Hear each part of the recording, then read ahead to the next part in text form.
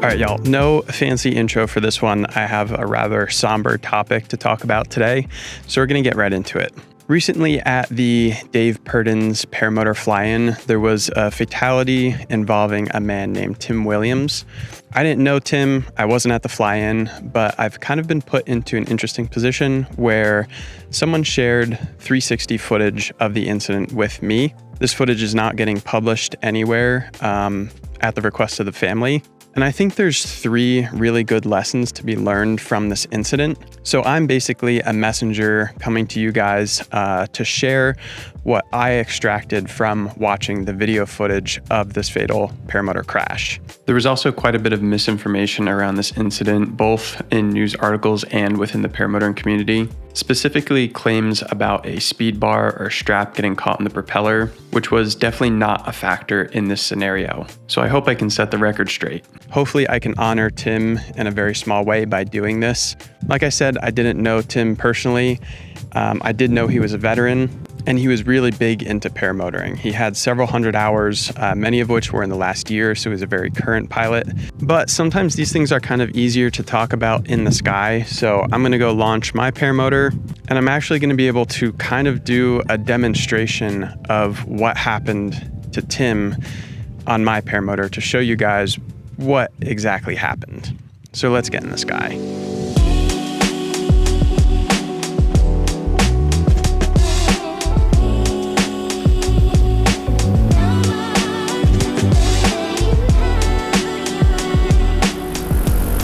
Y'all, we're up here in the Superstition Mountains. Beautiful evening for a flight.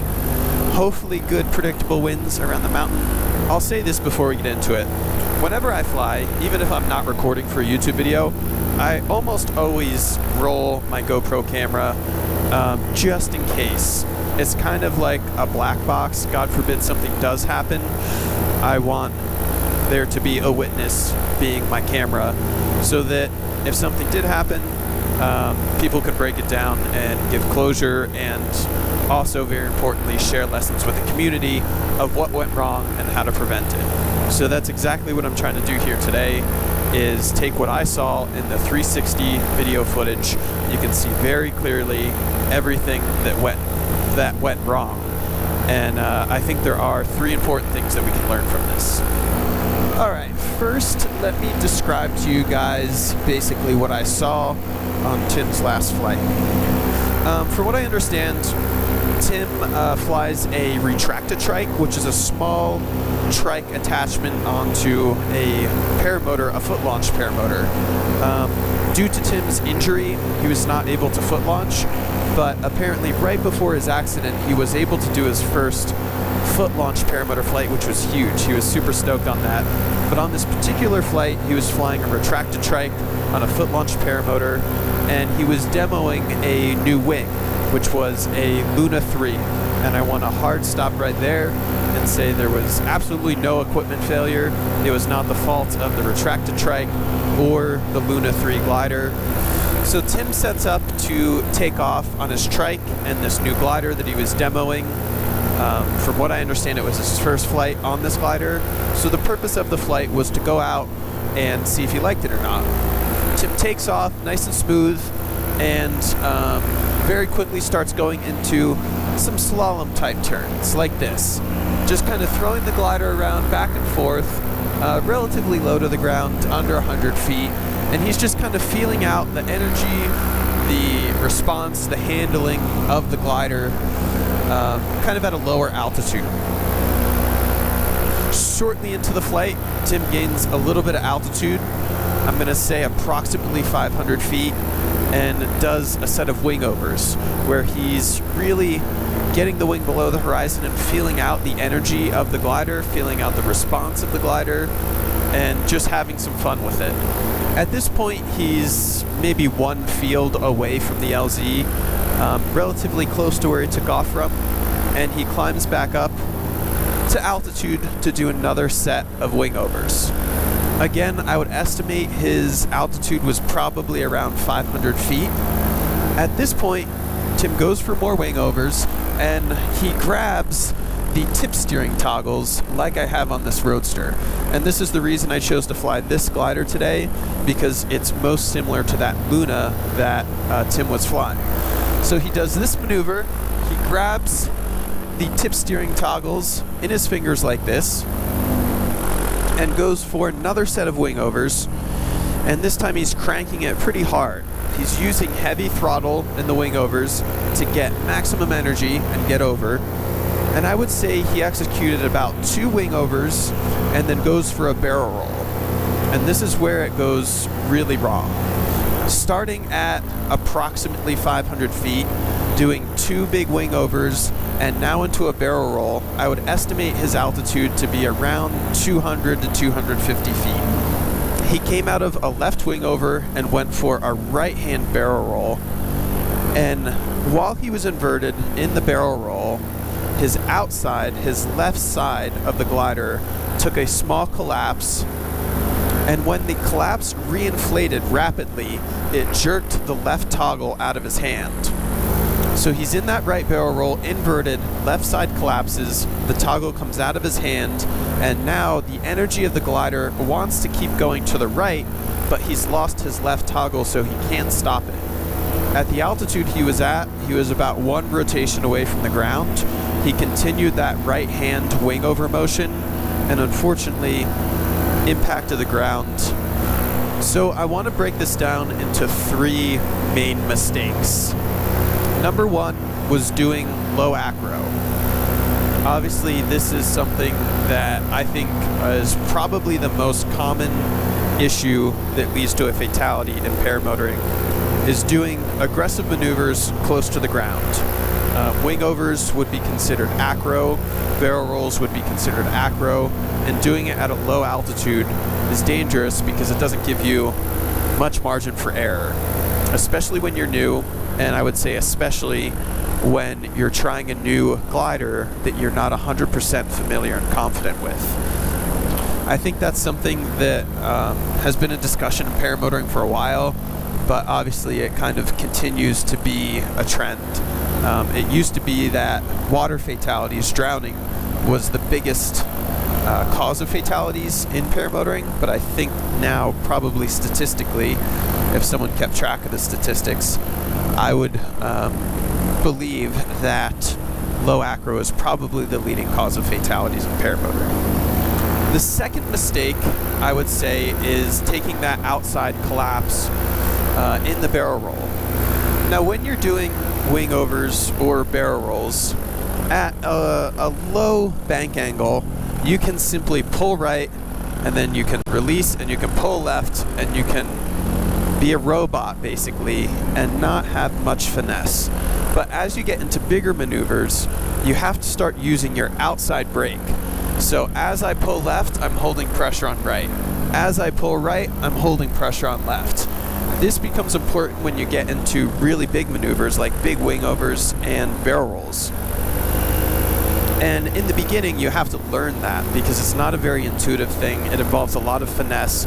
And the reason for holding the outside is to create some deflection to keep your angle of attack at an angle that the glider doesn't collapse.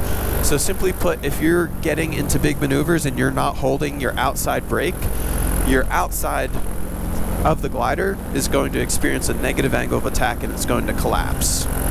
And this alone isn't a catastrophic situation because most of the time in these big maneuvers, you're really loaded with a lot of pressure and a lot of force, and most of the time the glider will collapse and reinflate before you even realize it's happened. It's a very fast in and out. And that's exactly what happened in Tim's situation. The outside collapsed and reinflated super rapidly, but the real problem came into effect when it jerked the toggle out of his hand. Before we move on to the third point, which is jerking the toggle out of his hand, I want to talk about something that I actually had an epiphany on today.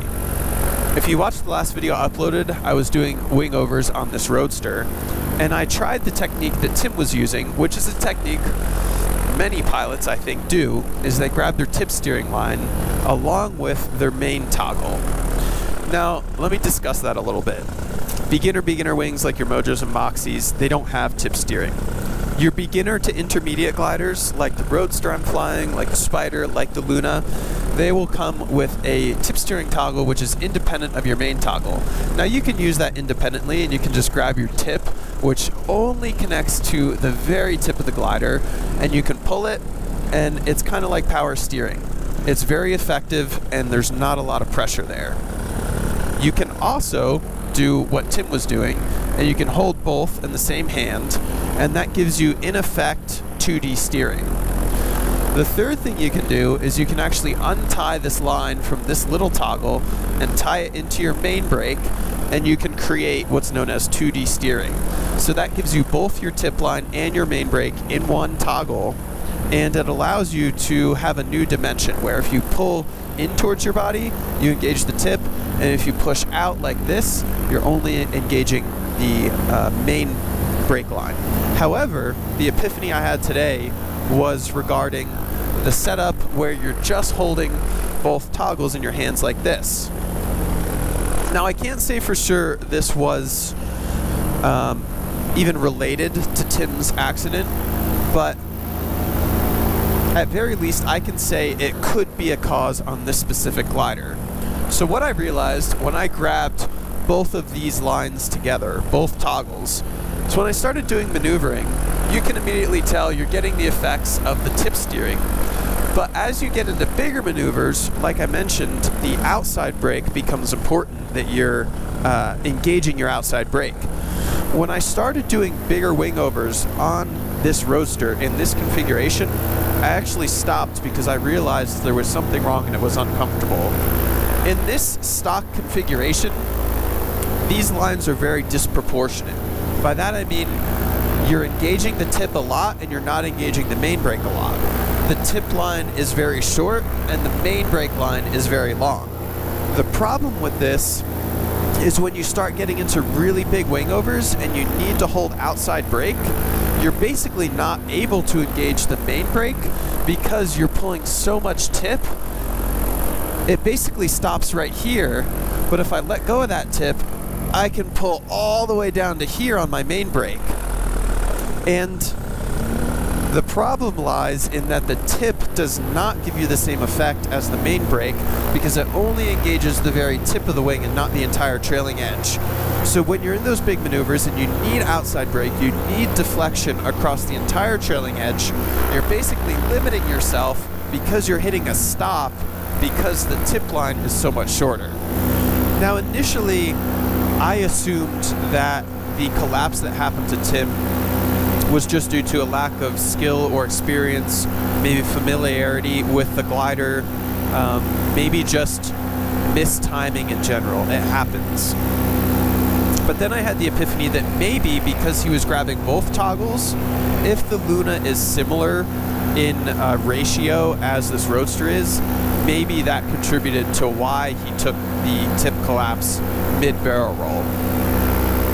I think this is an important thing to think about in the community as a whole, because I don't think I've ever seen this happen before. Look at all these birds up here soaring on the mountain. Let's get into the third thing that went wrong, and that was dropping the outside toggle. So what happened was Tim was mid-barrel roll at a low altitude and didn't have enough outside pressure on his left brake to keep that side inflated. It collapsed and very rapidly reinflated. And upon reinflating, it jerked the toggle out of his hand just like that. It's kind of a hard mistake to break down because it's like, what can you say about that? Grip your toggles tighter? I think there are a few things you can kind of just put in the back of your head though. I will note that Tim was gripping his toggle the exact same way I do, and he was flying the exact same the exact same throttle that I do. He had 2 fingers on the throttle, 2 on the toggle, and 2 through the tip like this. This is a configuration I fly with all the time. I guess you could say that you could put more fingers into your brake like my right hand has. I feel like the counter argument is that you lose a little bit of finesse and feel when you're just white knuckle gripping the toggle. But it's something to think about.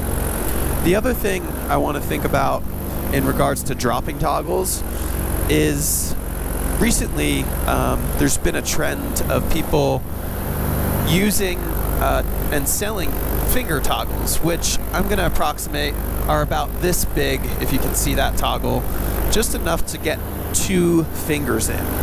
The idea behind these toggles is that they give you a much better feel because you're moving your grip closer to the line and closer to the pivot of where your 2D steering would be. So objectively, especially on high performance gliders, a finger toggle is going to give you better feel and better connection with your glider. But I can see some arguments potentially against it. Maybe the grip is the same. However, I know from base jumping that if I'm flying along and my toggles are stowed and my motor dies, I can reach up, and I just had eye contact with the camera that whole time, and I can grab these toggles because I know, one, exactly where they are, and they're big. I can get my fingers right in them. And in base jumping, we have milliseconds to grab our toggles sometimes, and toggle response is a very important thing in base jumping, so they specifically make the toggles big. And that's why I personally think that, you know, these ozone toggles are kind of big. They are objectively big, but I like that because I don't have to be looking and I can just easily grab that toggle. I think if you had a finger toggle, you might be in a situation where you have to look up to get your 2 fingers in a smaller hole. That's what she said. I think that could be applied to a motor out situation. If you're down low and you're just cruising with your toggles stowed, that could be a factor, having to look up to grab your toggles. Or in Tim's situation, when you drop the toggle, you're obviously going to kind of have to look for it, but at least having a bigger toggle gets your hand in that toggle faster than a smaller toggle. Now, those are the 3 mistakes that happened that led to this fatal paramotor crash. And I think the interesting thing about it is the Swiss cheese model. Normally, when big mistakes or big fatal accidents like this happen, it's really the compilation of smaller mistakes along the way, and this is a perfect example of that. The fact of the matter is, if any one of these 3 things was different, Tim would have been okay. If he took the collapse and dropped his toggle, but he was at a higher altitude, he would have been able to recover it no problem. If Tim was at a lower altitude, he didn't take the collapse, he wouldn't have dropped the toggle, he would have survived. He would have had that outside brake in order to stop the rotation, and he would have flown away. Third scenario, if Tim was at the lower altitude, he took the collapse, but the toggle didn't slip out of his finger, he would have had that toggle, he would have stopped the rotation, he would have been fine. The sun is just about setting. I'm going to do my best to demonstrate what I saw in the video and what happened. And basically, I'm not going to use my tip lines because I don't want to actually take a collapse. I'm going to attempt somewhat of a barrel roll on this wing, even though this glider is going to be pretty hard to barrel roll. I'm not going to physically drop my toggle, but I'm going to talk through exactly what happened. So we're going to do, let's see, right hand wing over, left hand wing over, right hand barrel roll, and then I'm going to call out I'll call out collapse drop toggle, and then we'll see how the rotation continues to the right. So let's see if I can do a good job of reenacting this. So we're going to go right hand wing over, left hand wing over, right hand barrel roll, collapse, drop toggle, and now I don't have my left toggle. We stick in that right hand turn, and right when I was in that maximum dive is when Tim unfortunately impacted the ground. I'm going to do that once more for demonstration's sake so we can switch POV. So it's going to be something like right hand wing over, left hand wing over, a lot of energy. built up for a right-hand barrel roll, and collapse, drop toggle, and we continue that rotation to the right because we physically wouldn't have this left hand to grab that toggle back. And there's just so little time in Tim's scenario. He literally came out of that right-hand barrel roll, and you could see he was looking to get that toggle back, but the ground was just right there. Very sad situation, but hopefully this breakdown and debrief could help someone along the line.